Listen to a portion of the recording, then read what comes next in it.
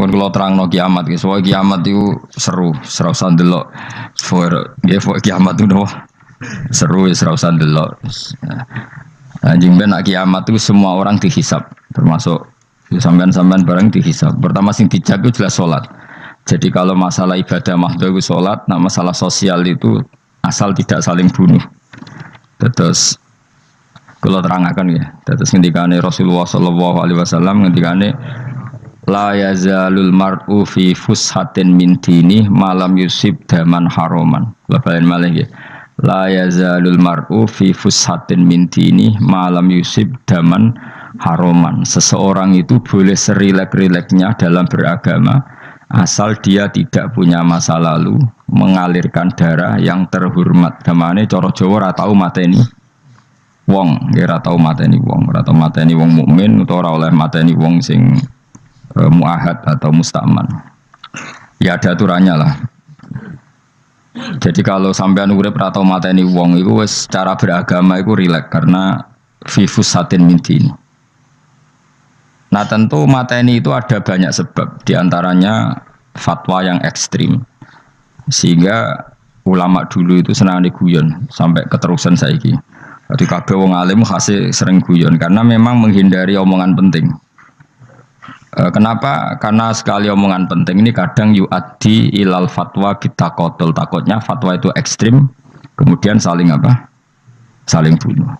Sehingga masyhur itu ada pepatah bahwa statement ulama atau kolamul ulama, penanya ulama itu ahaddu minas sayf, lebih tajam ketimbang apa? Pedang, karena bisa menimbulkan macam-macam.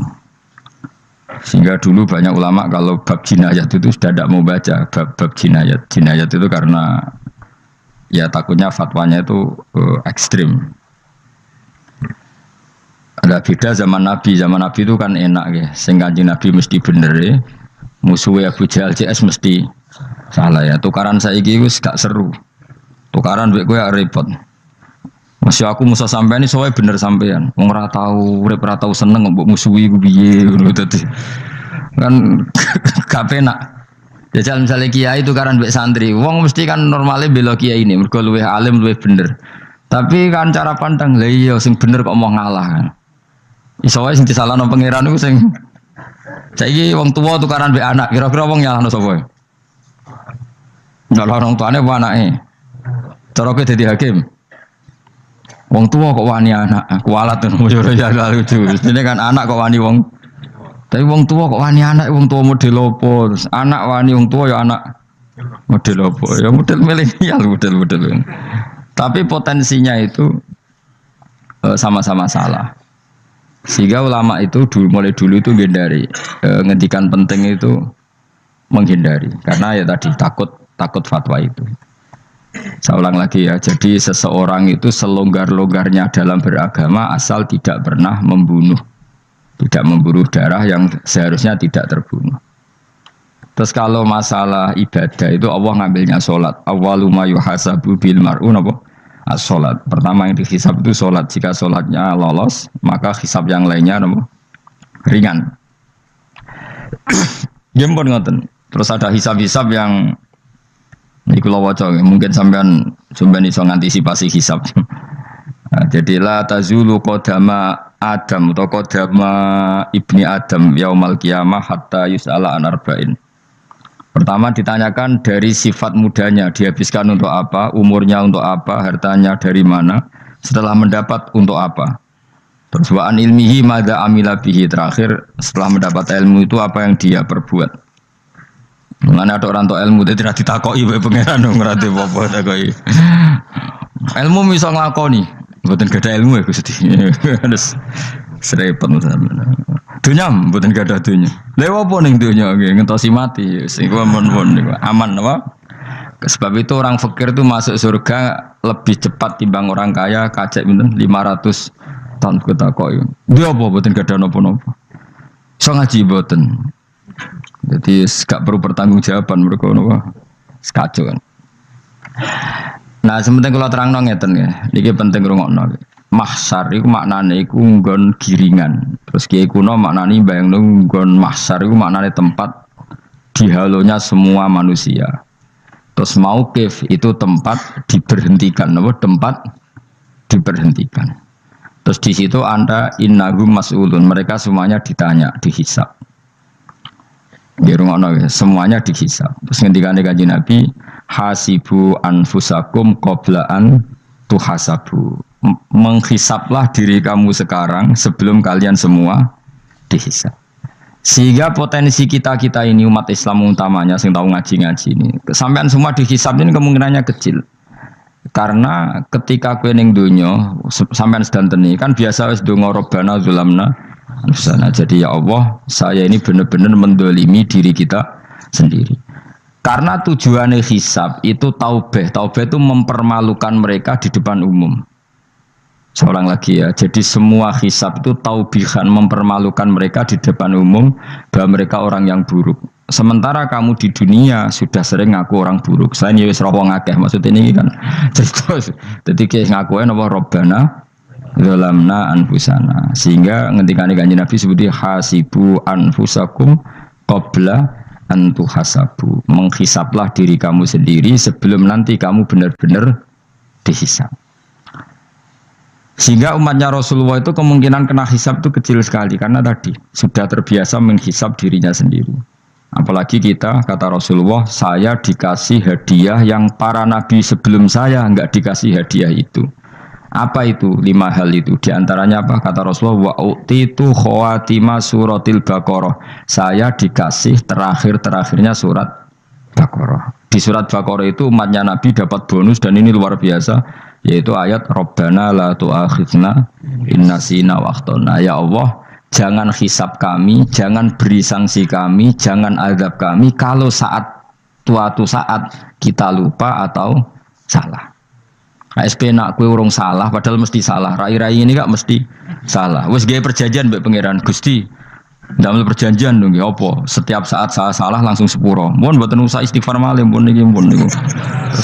Terus deal soalnya deal ini. Lah itu ngendikane Kanjeng Nabi senyum-senyum senenge ra karuan. Dan setiap itu dibaca oleh umatku, Allah sudah jawab qala na'am. Jadi Rabbana la tu'akhifna in nasina aw akhtana. Terus qala Allah menjawab na'am. Terus Rabbana wa la tahmil alaina isron kama hamaltahu 'alal ladzina min qablina. Nabi Muhammad jawab, Allah menjawab na'am. Sampai terakhir wa'fu anna, Allah jawab na'am. Kemudian para kiai itu punya kiat supaya umatnya itu hafal itu. Terus jadi bahan tahlil itu masalah ya. Faminhum ya faminhum. Sing tahlil ya ora paham, sing kritik ya ora paham. Alhamdulillah itu mesti padha-padha ra kena hisab. Mergo padha-padha ora napa? Paham. Jadi ora ono barokah kaya goblok wis barokah tenan. Mergo sing lakoni ya ora paham, sing kritik ora paham. Jadi kalimat yang di akhir surat Baqarah itu adalah termasuk hadiahnya Rasulullah yang tidak diberikan pada Nabi sebelumnya. Ini apa ini? Utitu khawatima suratil Baqarah. Saya dikasih akhir surat Baqarah. Gini ku setiap doanya umat Nabi Allah jawab napa? Naam. Jadi ya Allah la tu'akhidna, jangan kasih sanksi kita innasina au akhtana. Allah jawab naam. Itu satu. Terus kedua, umatnya Nabi itu kalau dosa itu tidak perlu prosedurnya harus istighfar. Banyak amalan yang menjadikan diampuni. Misalnya kafaratul majlis itu lafadznya agak istighfar. Subhanakallahumma bihamdik misalnya. Dan banyak imatatul adza anit thoriq.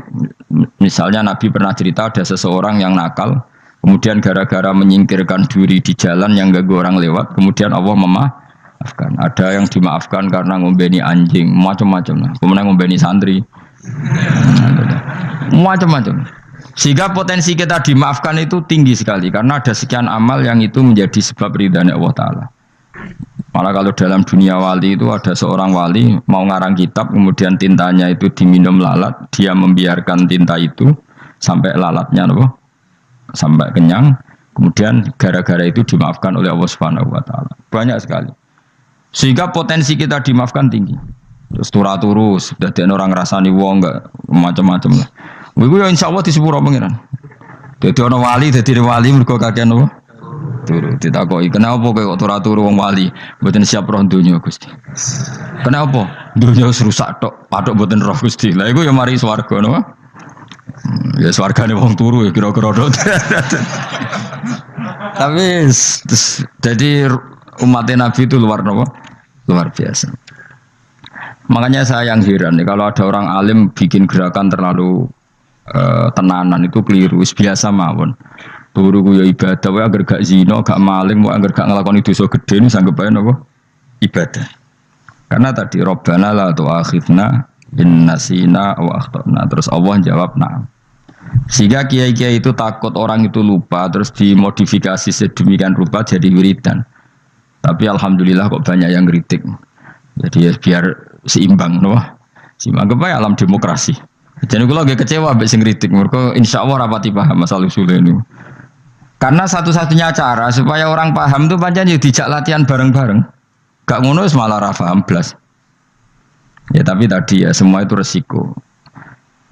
Zaman Nabi Sugeng ana ibadah sunat dilakoni terus, Nabi yo duka, kuwatire dianggap wajib.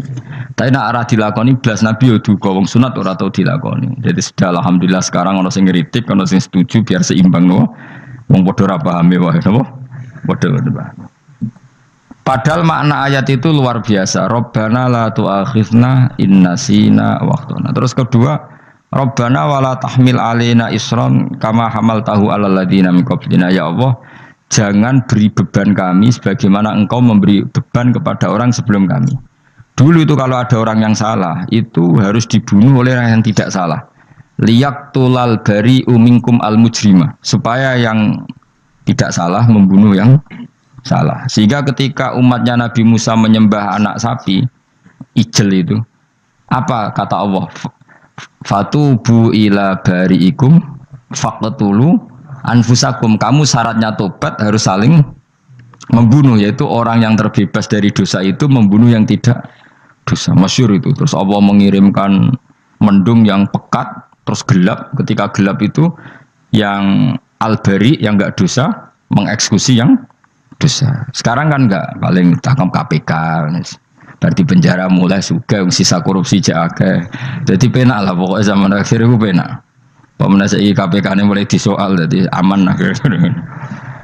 Sebuah sing bener di aja nih ya sing bener ya pangeran. Misalnya rasa KPK lah nak takwa ya rasa korupsi. Kalau KPK dilemahkan nanti yang korupsi marah. Lah masih orang KPK lah nak di pangeran kan ya aman karena korupsi. Kowe aneh-aneh wae. Kowe wong mukmin kok bakas ngono. Kowe sementing iku nak kowe wedi pangeran kan ra usah polisi, ra usah KPK wis tetep ra usah dosa wong wedine mbek pangeran. Nah, kecuali ra usah pangeran ateis, lha iku masalah. Ya, tapi kan omongan ini gak populer, padahal bener. Nah, aneh. Jadi karep pemilu ngene, terbebas korupsi nek ana KPK, urip makmur nek ana menteri kemakmuran. Pokoknya kuwabe kuwi mbok gantungno pejabat negara. Mengane tau hitam jeblok, sak jeblok-jebloke. Misalnya rasa sejahtera, sare menteri sosial harusnya gini-gini. Ngono korupsi salah KPK. Ngono ana ora keamanan salah polisi. Senengane nyalahno wong. Gue sekali-kali nganggo tauhid. Nek ana adab iku mergo dosa yang sudah kelewat. Ya tapi kan gak mungkin ngomong bernegara gitu. Tapi atas nama iman bahasa kita seperti itu. Kalau atas nama bernegara emang kita butuh polisi, butuh tentara, butuh KPK. Tapi atas nama iman ya tadi. Kalau kita diberi sanksi Allah itu rata-rata dari bima qaddamat yadaka itu pasti ada salah yang pernah Anda lakukan.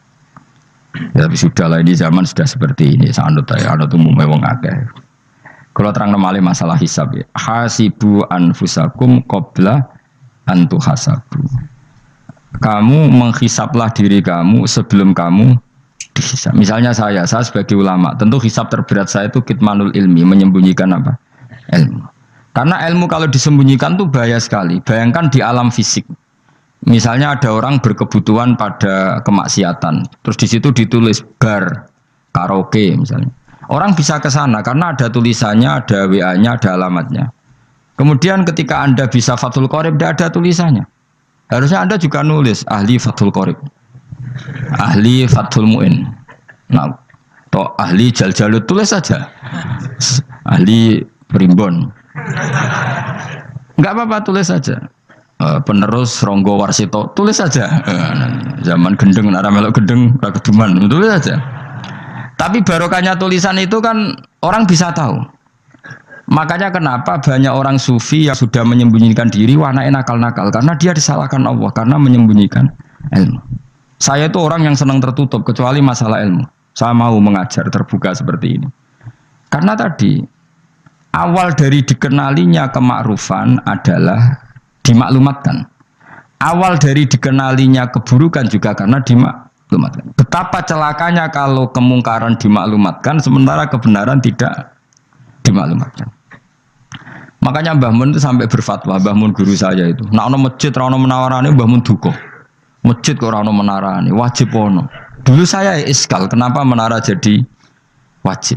Tapi setelah saya tambah angan-angan, secara fikih jelas tidak wajib. Tapi coba bayangkan, misalnya ada bar lampunya tinggi, orang dari jauh tahu itu bar, sehingga kalau mau maksiat misalnya ingin ke sana.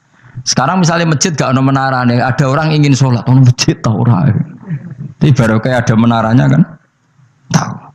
Intinya semua kebaikan itu harus dimanarohkan. Makanya manaroh itu dari kata nur, dimenarakan, dari kata nur, dari kata dicahayakan, dimaklumatkan.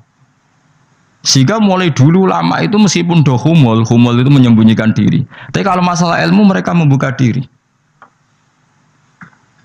Loh, coba kalau misalnya ngaji seperti saya ini, saya tidak terang-terangan jadi orang alim. Sebetulnya nggak baik.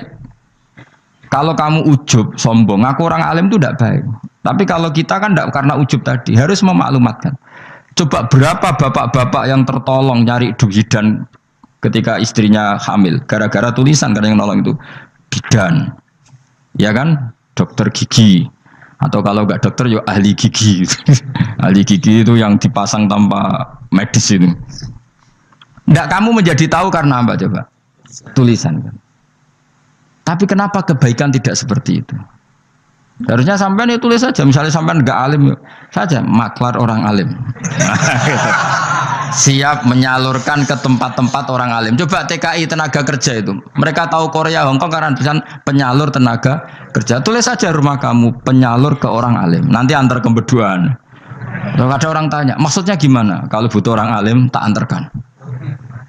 Oh ya sudah, itu kalau se-Indonesia. Itu luar biasa.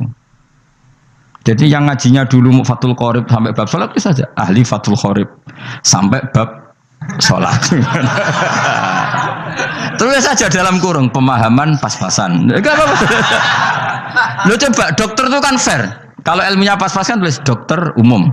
Kalau dia merasa pinter dokter spesialis. Dan itu menjadi orang tahu. Tulis saya kan ke ahli saraf. Nah, lo buatan guyon itu betul. Makanya saya ini termasuk orang yang menyembunyikan diri. Tapi kalau bab ilmu ndak. Sehingga nyun sewu saya ada sombong banyak gus-gus alim yang ngaji saya jamul jame, ngaji mahali. Padahal itu kitab tersulit di pondok. Tapi gara-gara saya sering cerita, saya pernah ngaji jamul jame sama Mbah Mun. Saya pernah mentakriri kitab ini, kitab ini. Nya banyak yang ngaji saya. Kalau tanpa itu kan mereka tidak tahu. Ya sama nggak apa-apa kalau menyaingi.